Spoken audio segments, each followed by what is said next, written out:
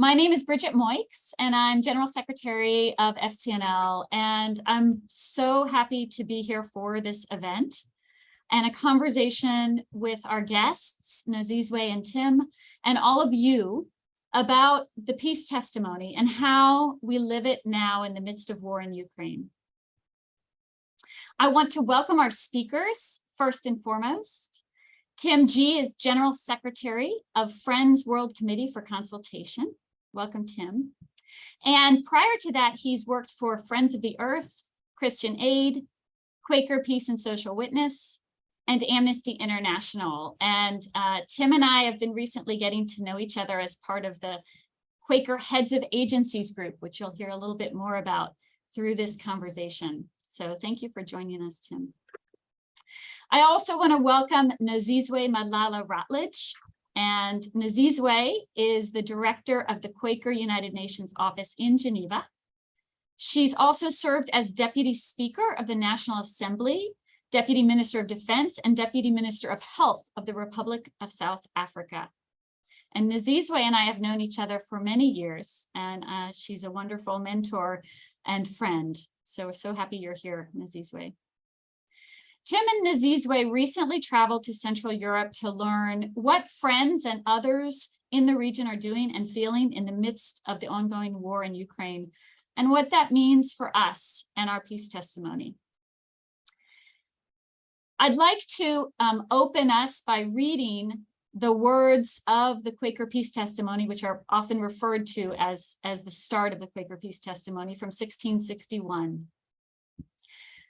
We utterly deny all outward wars and strife and fighting with outward weapons for any end or under any pretense whatsoever.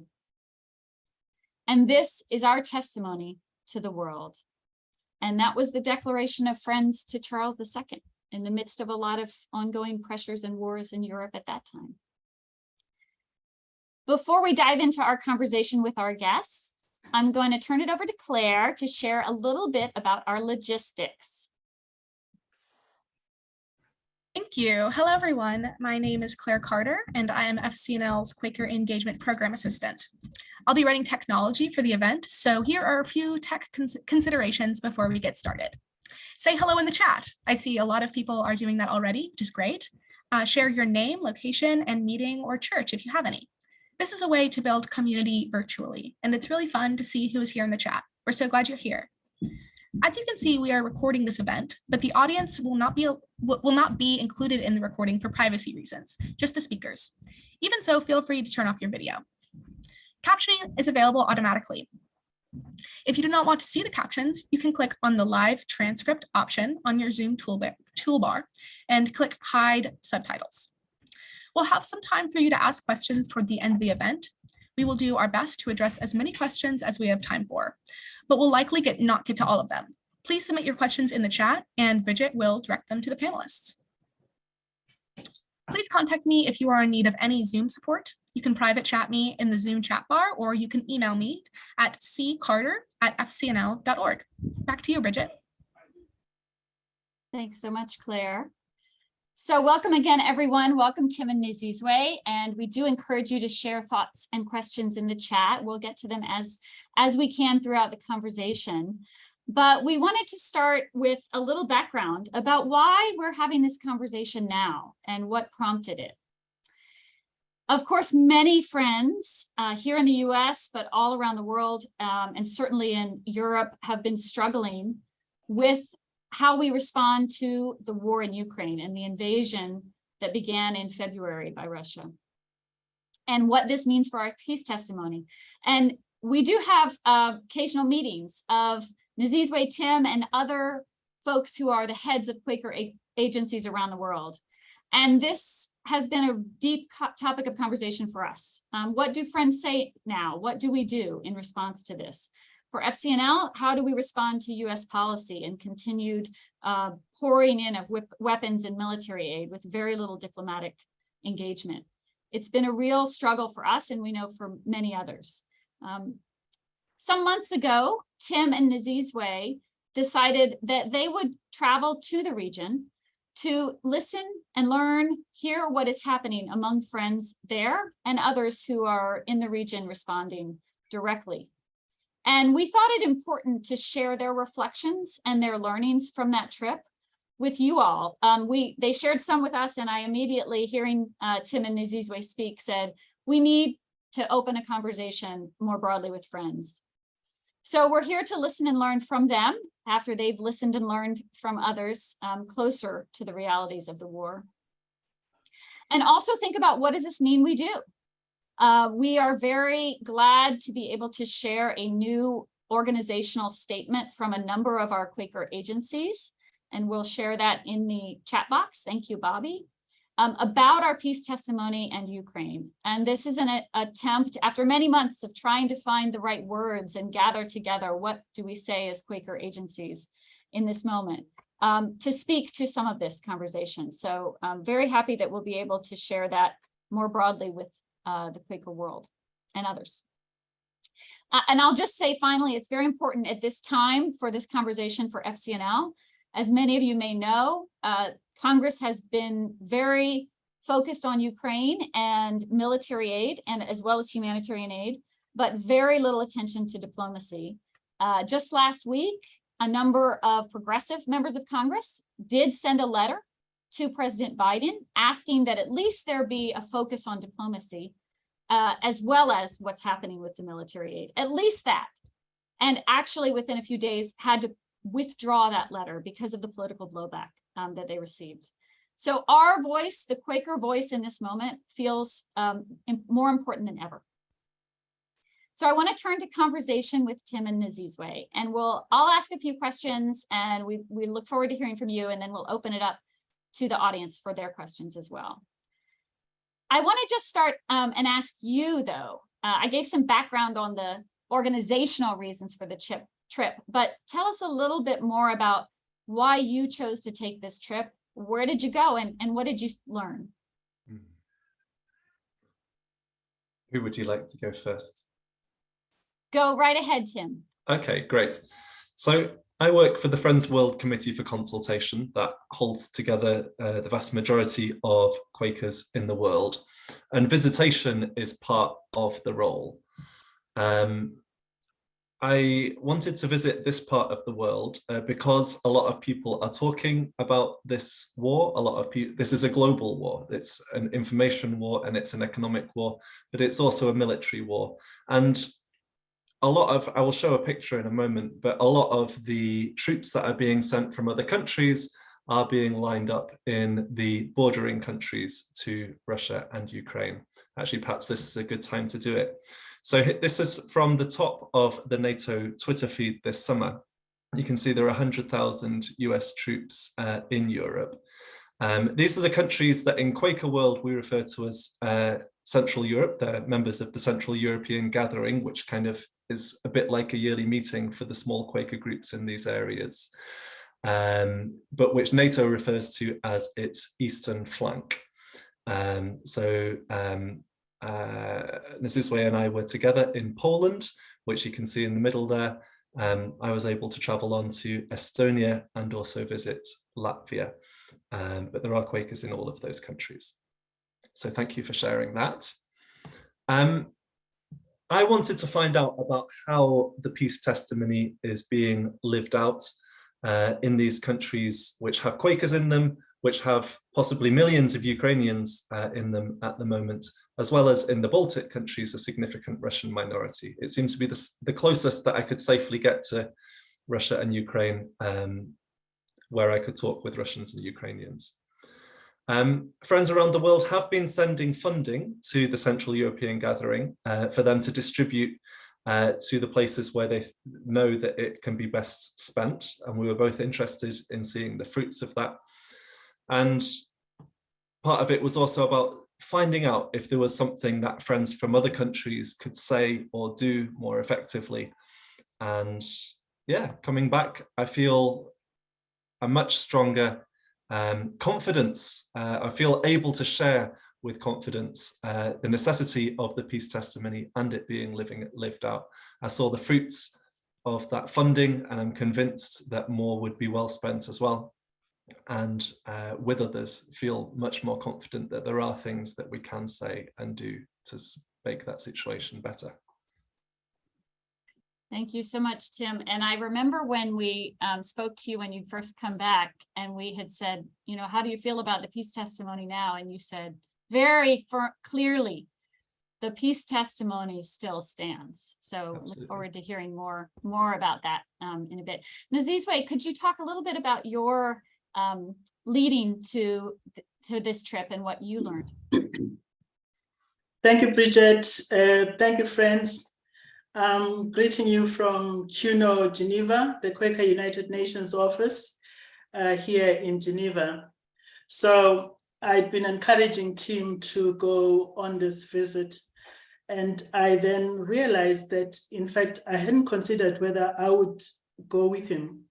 And there was, of course, the presence of fear going near to a war zone, but I felt I should go. So I joined a team in Warsaw and Krakow, Poland.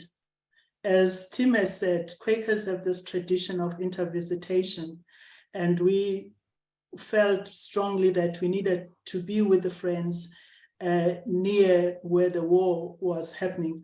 Of course, ideally, we should have gone into Russia and Ukraine, but this wasn't possible at the time. But we went close enough. And I want to add to what Tim had said and what you, Bridget, have said. We'd seen talks here in Geneva collapse and failing to end the war. And as many friends around the world, we felt a bit helpless. And we thought that the best we can do is to go and listen and see for ourselves. I believe that international policy where we are at the United Nations needs to be informed by the reality on the ground. And this for me was very important, to be there, to be present, to hear from friends. Secondly, we'd seen an escalation of military spending, as you've just indicated. So instead of diplomacy, instead of trying to encourage dialogue at this point in time, we saw an escalation of military expenditure, which for the first time surpassed $2 trillion in April of this year. This is something that is of concern to all of us, because as you all know, military spending takes resources away from development, from some of these issues that are at the very bottom, at the root cause of conflict and war. So this was a matter of concern for me, having served as Deputy Minister of Defense and having understood how destructive war is. And coming from actually a war zone in South Africa, I really felt for the people facing the war. I'd had nightmares myself in South Africa, because war is real, it affects you directly. So I wanted to be there to show solidarity with the friends.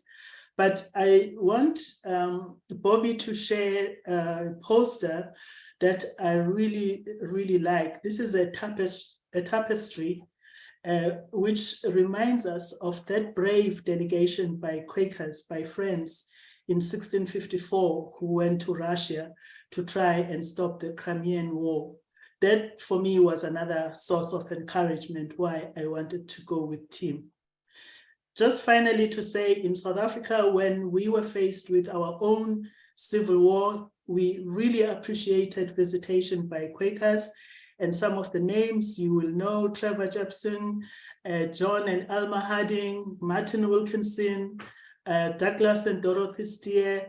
Those are some of the Quakers who came to visit us at a time of great difficulty, when many were afraid to come into South Africa because of the violence there. So I'll end there for now. Thank you so much. It's really helpful to draw on the history that Quakers have of seeking peace in the midst of times of war. So it's a really good reminder.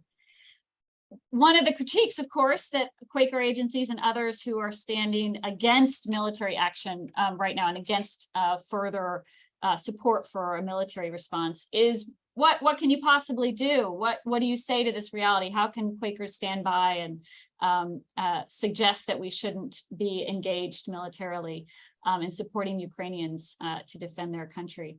And I know you both we all grappled with those questions. And I wonder, from this trip, seeing things up close and listening to and learning from those communities there, did anything shift for you in your own thinking about how Quakers should respond to this moment? Or were there big takeaways from this trip for you that you'd like to share?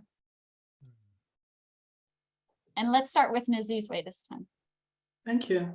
I think it's important to share a bit of the context because I think people who are saying, is the peace testimony still actually relevant in a situation where somebody is under attack? And I've had some friends saying, what if it were me? I would stand up and defend myself. But just a bit of context, arriving in Warsaw, seeing a country that had seen so much destruction, and even visiting the old city, which has been rebuilt. They've tried to rebuild it in the way it was before the war. So you can see it's visible, it's right in front of you, the devastation of war. But also being there, I was able to see how people were feeling about the war. I saw posters demonizing Putin. I saw examples of Russia sending messages which kind of for the local people felt like Russia is really wanting to come into their own country. So that's the reality on the ground. But did I shift my position on the peace testimony? The answer is no. I really believe that the peace testimony gives us a very strong position from which to support others. It makes us distinct as a peace church. We stand clearly on the position that all wars, on the position that it is not right to resort to violence under any conditions. And I like that statement you read when friends went to see Charles II, because that's what we built on. We believe that it is wrong to prepare for war. We believe in preparing for peace, no matter what the circumstances are that face us. And yeah, before I finish, I just want to share quickly with you that when I was Deputy Minister of Defense in South Africa, I went to Indonesia with one of the generals, and we had conversations. This is a general who used to serve in the military wing of the with us Quakers, because inside every war, in the belly of every war is the next war. So basically what that actually says from a general is that if we take a military response to war, we are actually causing the cycle to go on. Thank you. Yeah, well, I really appreciated being there with Nozizwe and with Jeremy Routledge, who's a friend from Southern Africa yearly meeting. And Nozizwe reminded me of one of her QNO predecessors, Sydney Bailey, who clarified some of the common themes of how the peace testimony manifests. That was in a Swarthmore lecture in the early 90s. He said, Quakers are a people who don't kill. And I saw that manifested. I don't know of any Quakers who are fighting in this conflict in Russia or in Ukraine. I met one person in Estonia who had been able to access alternative service because of the support of FWCC. So I saw that continuing. Sydney Bailey suggested we're also a people who help relieve the effects of war. And that was really the principal thing that Nozizwe and I were finding, meeting people. You know, the numbers of Quakers in these countries is really small. I think we were worshipping with fewer than 10 people in Warsaw. In Tallinn, we were fewer than 5. In Riga, it was 2 friends from Latvia plus 3 visitors. So these are really small groupings of friends, small but spirited. But what they are doing is far out proportion to their size in terms of the people that they are able to support and the ways that they're able to identify where the gaps are, where the institutional support is failing, and channeling their energy, money, and spirit, and some from elsewhere into those places. So we're definitely still doing that. And we're a people that respond to the call to be peacemakers. And I suppose there's two ways of doing this. One is the national level, which is really hard. And I think we're still working out how to do. But the other one is the local level. We did hear, actually through our conversations to do with relief work, of some scared and traumatized Ukrainians arriving into Poland and discovering that some of the volunteers supporting them were sometimes Russian, and that encounter not always being a positive one, of a number of Ukrainians not wanting any contact with any Russians yet. So there's, in addition to the national level peacemaking, there is a work to do with just ordinary people meeting each other and realizing that not all Russians, not all Ukrainians, not all people living in the NATO countries are enemies. And when I was in Tallinn, I found a really quite extraordinary project that was bringing together young people from the Russian minority in Estonia, from Ukraine, and from Estonia itself, to get to know each other, even sing each other's national songs. And the peacemaking orthodoxy is that this kind of thing isn't possible whilst the war is still happening, and that maybe they may face that problem. But at the moment, there are examples of that happening. And I find that quite extraordinary and verging on the miraculous. With God's help, sometimes unusual things are possible. So I felt very strengthened in the peace testimony in seeing it enacted so practically in these countries. Thank you both so much. And I just want to maybe dig a little deeper into this idea of the Quaker peace testimony being lived out and being a living testimony that's tested with each conflict, really, with each situation. It's tested. And I had a call from someone here who said, I'm a lifelong pacifist. I really need to know, what is your position? And I wonder if you could talk more about your understanding as the heads of two Quaker agencies that are trying to practically put the peace testimony into action in different ways.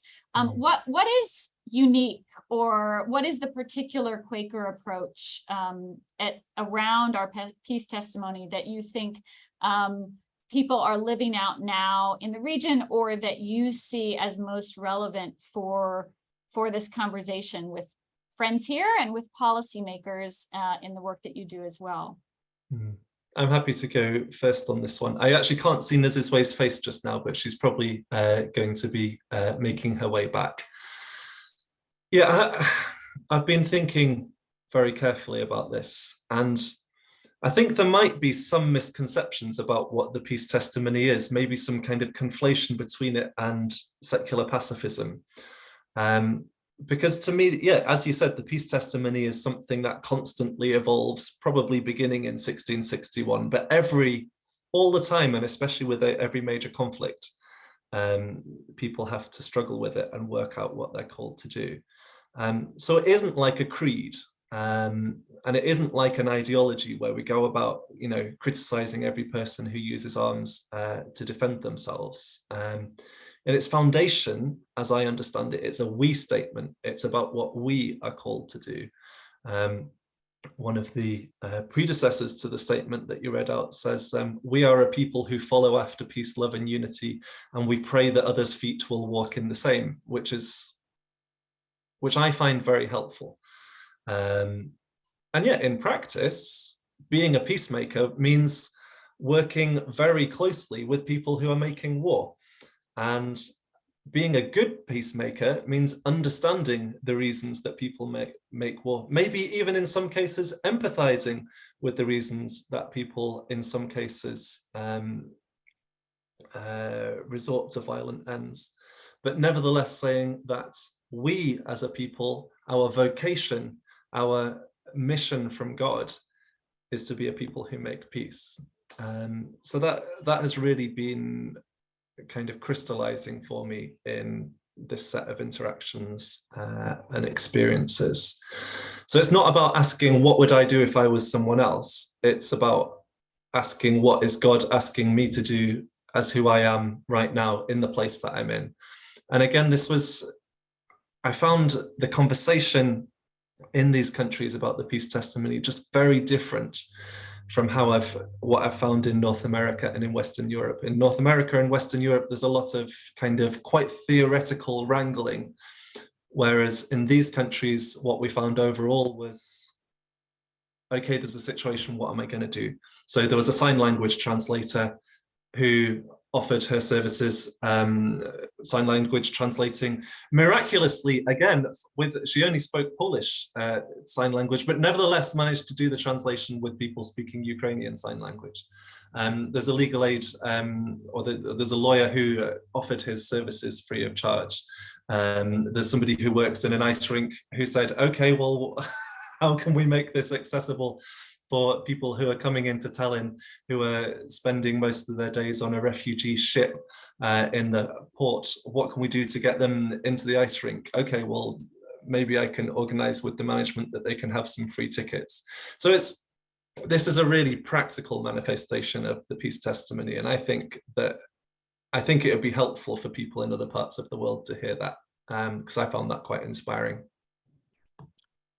It is inspiring, thank you. And we are working on getting Nozizwe back. She's having internet issues, as we've all experienced. So hopefully she'll be able to rejoin us. But in the meantime, I'm going to keep badgering you with questions, Tim, if that's okay.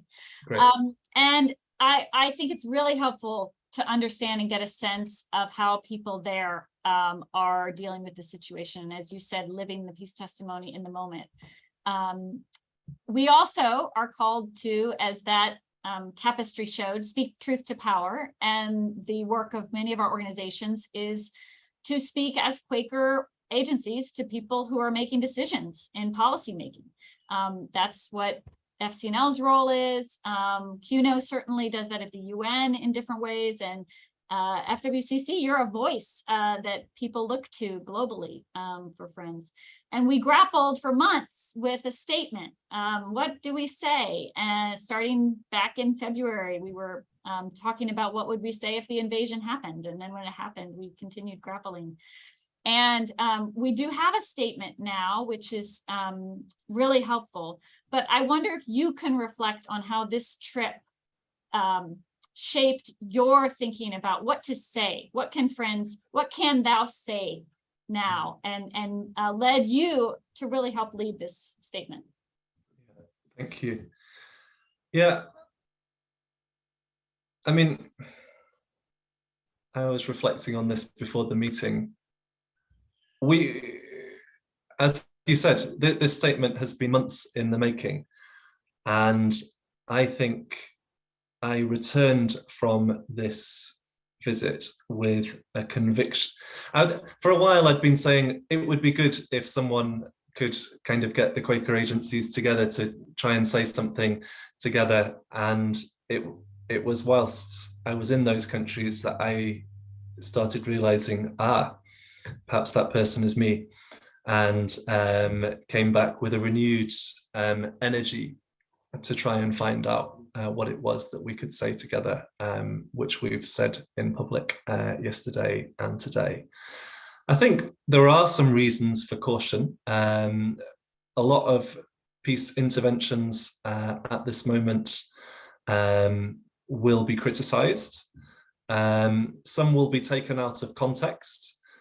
Some will be misinterpreted, either accidentally or willfully. And if we do get something wrong in a statement, then there will be people who make sure that the world absolutely knows the one thing that we got wrong in the statement. So I think it's okay to have taken a good while to discern something to say. And I feel very glad that my name is on the statement that's shared. And, you know, I do have some familiarity and background in politics, but I'm not a geopolitical expert, and especially not in this part of the world. But I feel very grateful to be part of a community that does have a large number, maybe a disproportionately large number of people who do think in this way and do have this kind of experience and desire to change the world, especially through FCNL and similar. So I really hope that every Quaker, but also every organized Quaker group can look at this statement and say, okay, well, what does this lead me to do? What's my part of this? And I get the sense that that is happening already, and I feel very glad about that. Thank you. Welcome back, Nozizwe. We're glad you found us again. Thank you for persevering. You're still muted. I'll let you get off mute. And I'll just let you know as you do that we've been talking with Tim a little bit about how the trip influenced his own thinking about what to say. And so I would love your reflections as well about how this trip influenced your work. You're at the Quaker UN office in Geneva, where you're speaking to international diplomats and UN officials. How did this shape your work at QNO? I hope you can hear me now. Yes. So this work reinforced in my mind the importance of the United Nations and international law. So even though we saw a failure of diplomacy, of preventative diplomacy, I really believe that these international institutions which were created those many years ago are still relevant. Our role as individuals, as organizations, especially Quaker organizations, is to work with these institutions to help transform them, because as we all know, the problem happened in the Security Council, where two countries are very powerful, have the veto. So obviously some of the work has to do with reforming the UN Security Council. But I'm very excited about this statement that you and Tim have been discussing, because I think it gives us hope. It gives us an idea where we can intervene, even during a situation of war. I want also to talk about SDG 16. This is one sustainable development goal that we worked hard to put in place. And I'm convinced that if we put that into practice, we will work quite a long way towards trying to rebuild a society where we care for each other, which is inclusive, which addresses the very basic conditions which lead to war. So I came back from this visit convinced that we have work to do. The Quaker voice is needed in these spheres where we are. Well, thank you. And Nozizwe, before we're going to open it up to folks' questions, I see we have some questions in the chat box coming in, so thank you for that. Before I do that, Nozizwe, is there anything else you wanted to share about the Quaker peace testimony and how you saw that in action, how your own sort of resolution and commitment to that has been shaped by this? So in terms of what Tim has just outlined, do not kill, bear no arms. I saw among friends in Central Europe, even though, as Tim has indicated, it's small meetings, a continued determination to support those who want to oppose war. At the same time, to be a refuge for Quakers, to be a refuge to all seeking humanitarian assistance. Tim has spoken about the work that is being done in Krakow. And what we found very inspiring, I think Tim might have told that story, is here are two women, one from Ukraine, one from Russia, working together, providing humanitarian assistance, showing, being examples, as we are called as Quakers to be examples. These two women from across the divide are working together to provide much needed help, particularly focusing on families with children with disabilities. Well, thank you so much. So we mentioned this statement, and I saw a question about it. We put the link in the chat box again. Thank you, Bobby. And it does open with The statement that Quakers are a people who follow after peace, love, and unity. Our peace testimony is our witness to the truth as we experience it. And you can explore that statement more later.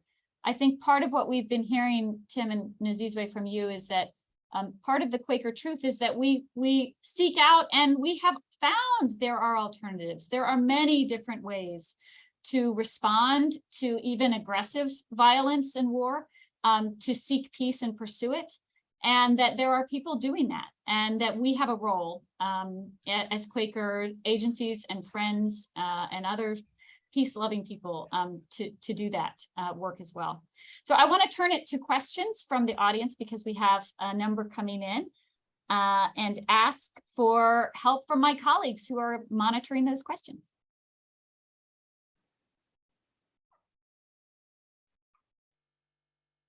Sure thing, Bridget. We have one coming in from Joe Voke. What can friends do to support those Russians who have and are resisting the Russian war in Ukraine?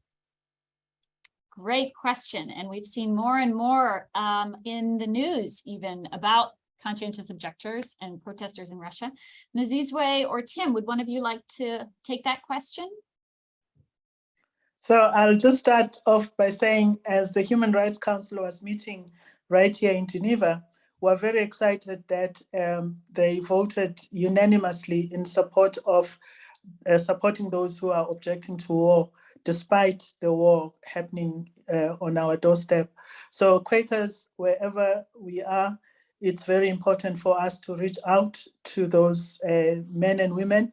And many of them are young and don't really want to go into war because they are aware also that war kills. What they need is support. What they need is an alternative voice, and especially from those who have resisted.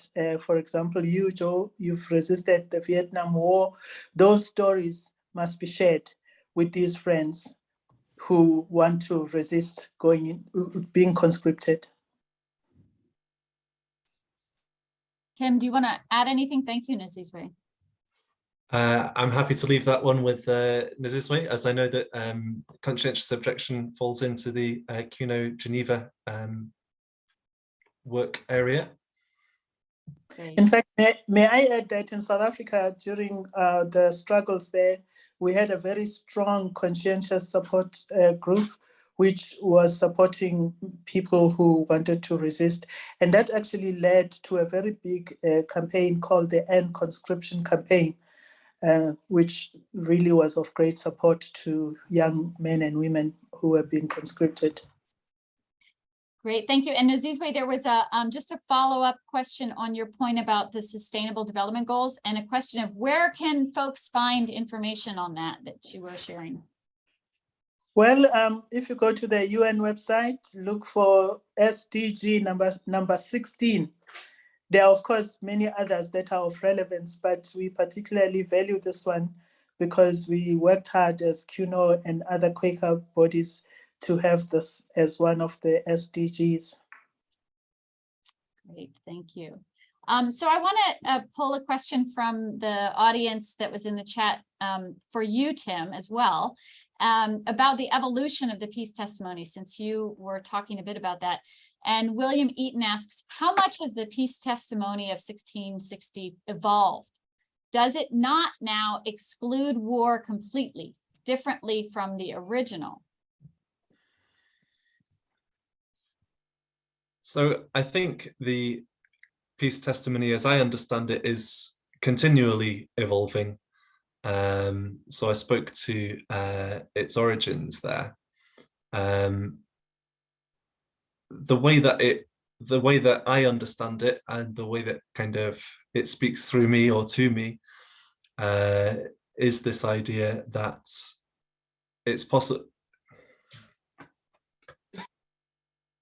It's possible to, as I said in the chat, it's possible to understand the reasons why someone fights without engaging in that. And it's sometimes necessary to do so to engage in practical peacemaking. In the British Quaker Faith and Practice, there's a very helpful contribution from Adam Curl, another kind of famous Quaker peacemaker. And in that he talks about working in South Africa and in Latin America. And I'm sure we could add other countries to this, where there have been armies who, on the face of it, have been fighting for a democratic ideal. And this Quaker peacemaker, Adam Curl, is saying, no, I'm not going to come here and condemn you. I'm not going to condemn everybody who uses arms in self-defense. What I am going to do is say, look, I'm here. I have the same ideals with you, but I believe that nonviolence is the more effective and the better way of doing it. And that's a very hard thing to do, but no one said that peacemaking was easy, and no one said that faithful Christianity was easy either. But I think that would be my reflection on it. And may I add, Bridget, my favorite story, when William Penn asked George Fox, our founders, about this very same question, and George Fox answered, wear your sword until you can't wait anymore. So what that says is that you've got to do it from being convinced. And our role, I think, as Quakers, is to continue to spread the message of the peace testimony, whose foundation is that killing another is wrong for any reason. Thank you. Thank you very much. It's very helpful to ground us in that. A couple other questions, just to keep challenging us though, because this is a challenging issue and people have been grappling with it.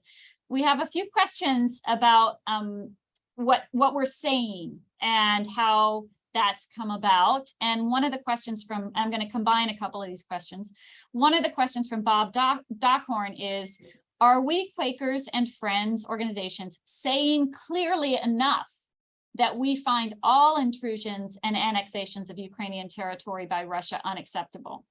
And someone else asked, what was hard about coming up with a statement? And that some of that might be connected. So take a minute to think about those questions and any reflections you have, either of you, whoever would like to go first. Yeah. I think we need, in fact, I am going to answer this, but I'm going to answer it in a different way. I'm going to pop into the chat the end of the statement that calls on the governments of those surrounding areas and other power bases to explore all avenues for conversation to address the human security needs of all the peoples in the area. So we're talking about a conversation, and a conversation is slightly different from a negotiation. I don't feel qualified, and I think that Quakers at this point are not in a position to be saying kind of in a negotiation who should get which bit of land. I don't think that's our role. I think our role is to encourage a space where everyone who's affected by this war is able to talk about their security needs that can then provide the foundation of a peace and a lasting peace. So that's how I would respond to that, which I realize is a maybe indirect way of doing it, but it's the most truthful way that I can manage. On the second one about what's hard about the statement, and I suspect a bit of this may have just happened in the USA, though you've been following it closer than I have. I think very often when people say things about the war in Ukraine, it is such a polarized debate that people can often think that people have said something that they haven't actually said. So we wanted to produce a statement that we were pretty sure did say what we wanted it to say, and that we were happy with that across a number of different agencies in a number of different countries. And of course, we were checking in with friends in the kinds of places where it's very important to check in with. So this has been a big process, and this isn't just 6 people, it's 6 people needing to check in with the teams that we're accountable to. So that's why it's taken a little bit of time. We've still been taking action. You know, we haven't been waiting for this to do things. But I think it's okay to take a little bit of time to try and get something right. And most times that there have been major wars, there have been groups of Quakers who've tried to articulate the peace testimony in this context. And this has been our attempt to do that for this war. Thank you. Nozizwe, I wonder if you want to speak particularly from this UN perspective, given this is violation of international law, clear aggression by one state onto the territory of another. And could you speak to that question? Well, certainly international law and the UN Charter were violated. So obviously the United Nations will have to deal with that at the time when it's going to be possible for action to be taken with regards to this violation. But there are new violations happening, for example, around the issue of the use of landmines, which is happening on both sides, even the actual recruitment from prisons. Incarcerated people are being recruited to fight the war. So basically, there's been a lot of violation of international law, starting with the invasion itself. I think Quakers are known for standing for the truth. So we would start off by saying our truth is that there was a violation of international law. Invasion of another country for whatever reason cannot be condoned. At the same time, Quakers are known for providing a listening ear, a space for both sides to be able to express themselves. So I think we should continue to play that role, and where possible, go and hear what the actual source of the problem is, even going back in history, because what I hear when people talk about this, they say this is not a new conflict, but we ought to all be prepared to listen and be part of the solution. And I always, again, refer to our own situation in South Africa, where the opposing sides were not talking to each other. The ANC had taken up arms against the apartheid regime, and Quakers continued to see their role in standing between the warring factions and talking to them and giving each of them a faith that they will be listened to and their issue will be taken seriously. And that is what actually helped to bring us together and took us all by surprise, because when the negotiation started, we weren't ready. We didn't see that there was an end to the war in South Africa, and an end did come through talking. Thank you so much. I am continually reminded, I believe it was Archbishop Tutu, but at least he's credited with the quote of, you don't make peace by talking to your friends, you make it by talking to your enemies. And there have been a number of questions in the chat box about FCNL's position, about what do we say about military aid, about what would you say to the Ukrainian leaders trying to defend the territorial integrity of their country. And I think it is very helpful to remember that there is so much we can be doing proactively and positively, as you've been explaining, to try to create some space and for peacemaking, even if we don't have all the answers about who should come to the table and how are they going to get there, and how will the UN and other neighbors, what's the role of Turkey, what's the role of bringing US and Russia together through all this in the future. We don't have all the answers, but there's so much more that could be done right now. I just want to say on US policy and FCNL's work, it has become so clear to me since the beginning, where we've been watching Congress pour billions and billions of military weaponry into Ukraine without any congressional debate or oversight, really, that now is flooded in the region for years to come, that is escalating the conflict towards potential nuclear engagement, something we didn't think was possible. That there is not just, as we say at FCNL, a prophetic voice for Quakers about finding nonviolent solutions to conflict and our peace testimony as a people, there is a pragmatic lobbying argument about how this war ends and how to get policymakers to think about an end of this war through diplomacy. And that is not a conversation that's even happening in Congress, certainly. And so the more and more that we can be opening space for people to talk about a diplomatic off-ramp, there are military leaders, former Joint Chiefs of Staff Admiral Mullen has said, we need a diplomatic end. There are experts like Jeffrey Sachs who are saying this won't be a popular position, but we need to find a diplomatic way out and look at the long history behind this conflict as well, and the long-term security needs of everyone in the region and how we reshape relationships in the region towards a different future. So there is a lot that we can be doing and need to be doing to lift up other avenues for managing the conflict, even knowing that we will not have much success stopping military aid right now, unfortunately. We should still speak our truth. So I want to give a final wrap up. That was my little FCNL response to some of those questions, but I want to ask your advice to all of us and all of our network, because you have a different perspective and you just took this trip. So what is your advice about what people here in the US or FCNL or friends and others can do to help support an end to this war and a pathway towards the possibility of peace in the future? What advice do you have for us?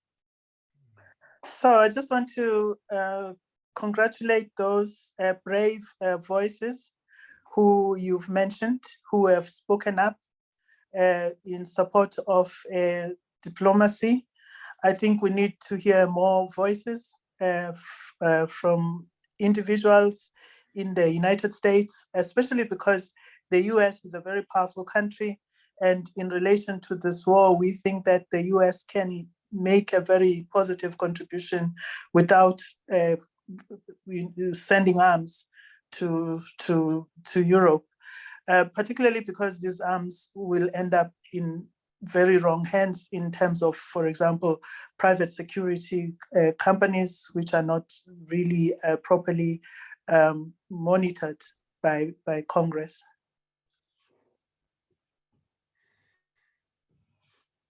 Tim, any advice for us? Thank you, Nozizwe. Yeah. So there's still the job of carrying on relieving suffering through the Quakers that live in that area, and through the Europe and Middle East section of FWCC, you can do that.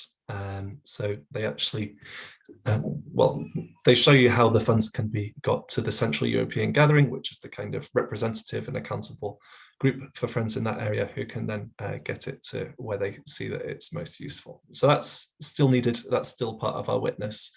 And that's maybe, well, if you have some money, then that's one of the easier things to do. We haven't spoken a lot about it today, perhaps because it's more European in scope, but we did see some major failings in the way that Europe is receiving refugees, and from that we actually came back with a pretty clear and achievable set of advocacy asks that we have passed to the Quaker Council for European Affairs, whose new director has signed the statement, and she's not actually officially started yet, though she's starting shortly. So there's going to be work to support people in Europe to fix those serious problems in the way that Europe receives people fleeing war.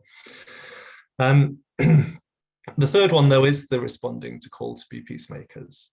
Again, there's some funding that can be done for this local level peacemaking, but it's the national level stuff that's the hardest.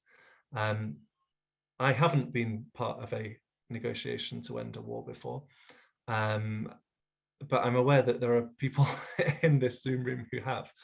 I was encouraged by something that Nozizwe said whilst we were together, which is from a Chinese proverb, which is that when there isn't a clear path, you make the path by walking it. And I found that very encouraging, because there isn't a really clearly defined path to peace here. But if people follow the inner light that seems to lead Quakers towards peacemaking, then I have every confidence that both the individuals and the institutions represented in this conversation will find a way to make this situation better than it would have been otherwise. So I think that's the third one, to respond to the call to be peacemakers in whatever way you are led. So much, Tim. Thank you, Nozizwe. We're so grateful for your words and your work and your wisdom and your ministry with us. And we will be walking this path with you. Thank you, friends, for joining this conversation. Before we close, I'm going to turn it over to Claire for some final reminders. Thank you. Before we conclude our event for this evening, I want to share a few things with you all. If you enjoyed today's discussion and want to take further action to condemn Russia's nuclear threats and press for diplomacy to end the war in Ukraine, here's an action alert to tell Congress to support diplomacy. Thank you all so much for joining this Quaker Changemaker event. Thank you to our panelists, Tim and Nozizwe, and thank you to Bridget for moderating this discussion. Have a great rest of your day, everyone. And while we won't have a Changemaker event in November due to annual meeting, save the date for our December QCE on Ramallah Friends School on December 14th. We hope to see you then. Peace, love, blessings. Thank you all for all you do.